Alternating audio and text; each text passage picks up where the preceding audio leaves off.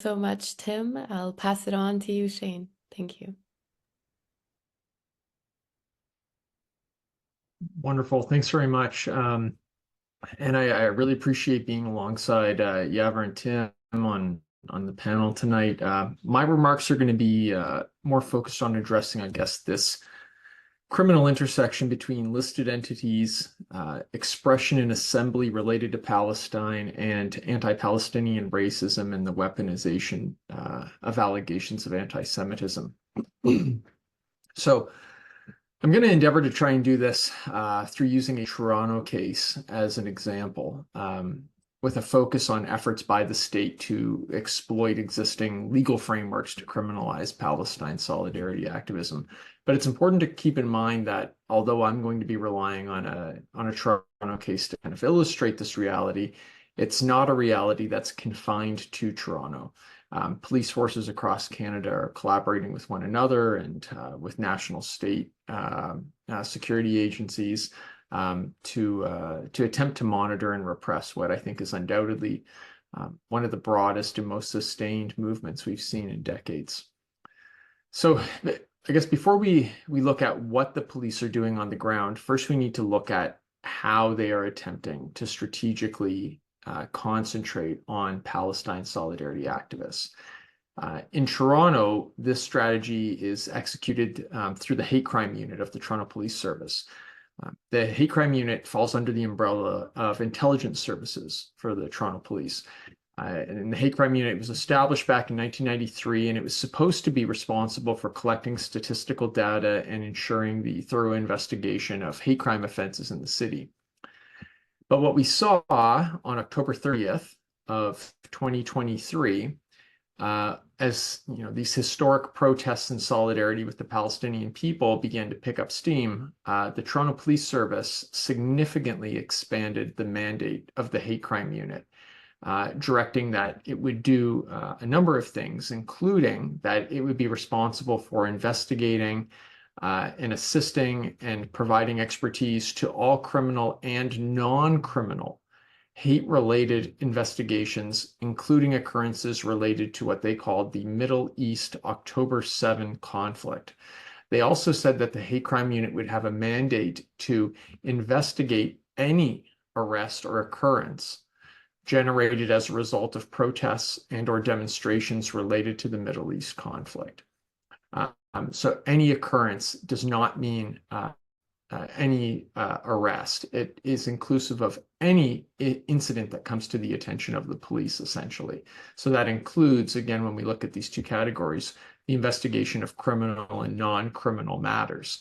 So this is significant because it means the hate crime unit is now responsible for investigating non-criminal activities resulting from protests and or demonstrations related to what the police generally refer to as the Middle East conflict or the Middle East October 7 conflict. Now, to the best of my knowledge, this is the first time a police service in Canada has openly given its hate crime unit an explicit mandate to investigate non-criminal, charter-protected political assembly and expression that is not hate-motivated in nature. And what came from this was a 500% increase in hate crime unit staffing in Toronto, going from 6 officers to a team of 32 members.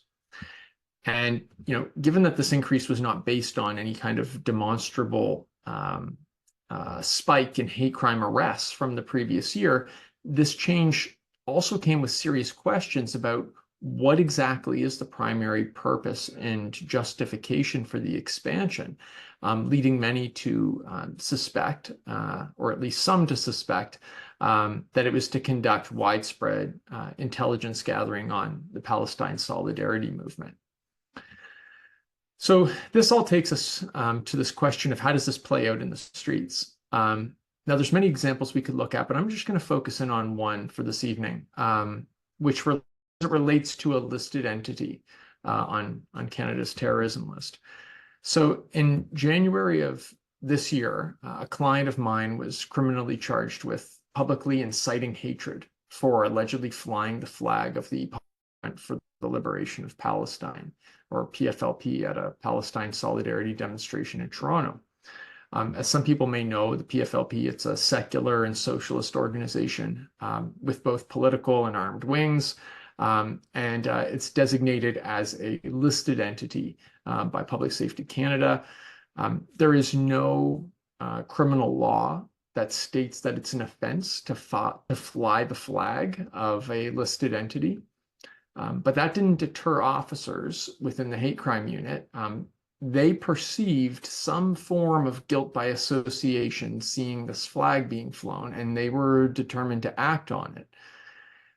And so in the face of this growing protest movement, which really sustained itself through the winter as well, they ended up manufacturing grounds for an arrest.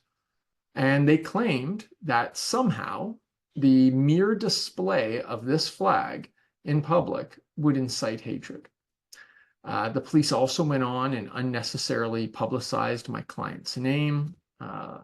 And we learned many things through research associated with the case, including that the hate crime unit, it's working closely with many partners as part of this kind of interagency group that's known as the Hate Crime and Extremism Investigative Team. This includes collaboration with the OPP's political intelligence arm that's known as Project Hendon. It also involves collaboration with the inset teams of the RCMP and also with CSIS. And Toronto's chief of police was quite proud of this arrest. He made media appearances, claiming that the hate crimes unit had collected evidence to support what he called an unprecedented charge.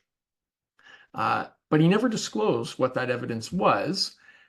And the reason, it seems, is that the evidence didn't exist at all. After a number of months, it became clear that the allegations against my client were unfounded. The Toronto police were unable to provide any evidence that the display of the flag communicated a statement that incited hatred against any identifiable group. Nor could they provide evidence that displaying the flag was likely to lead to a breach of the peace, both of which are elements of the alleged offense. And the charge was ultimately withdrawn by the Crown. Now, there's a number of points that we can briefly distill from this. First, we see that anti-Palestinian racism is entrenched in the expansion of the hate crime unit's mandate to investigate what they call all Middle East related protests. The decision to do that, it has all the trappings of anti-Palestinian racism, which have been identified by the Arab Canadian Lawyers Association in their landmark report, Anti-Palestinian Racism. It criminalizes Palestinians by attacking and smearing them with this implied criminality requiring their demonstrations to be specially tasked by the hate crime unit. It imposes heightened risks of criminal consequences for those who mobilize in support of Palestinian rights. And through the involvement of the hate crime unit, it also paints Palestinians with this implied suggestion that they are anti-Semitic or terrorist sympathizers or opposed to shared national or democratic values. And see from this case and others is the police weaponizing broad allegations of anti-Semitism and hate in an attempt to increase the gravity of a relatively minor matter, or even in an attempt to criminalize non-criminal conduct.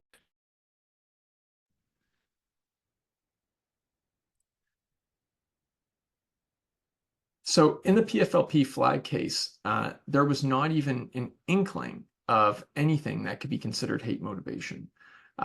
But in the absence of anything else for the police to use to pursue their intended target, they made use of hate crime provisions of the criminal code, and they baselessly conflated an expression that was in favor of Palestinian national liberation with an expression of hate toward Israelis or Jewish persons. Their exact rationale was never explained to us. But what we do know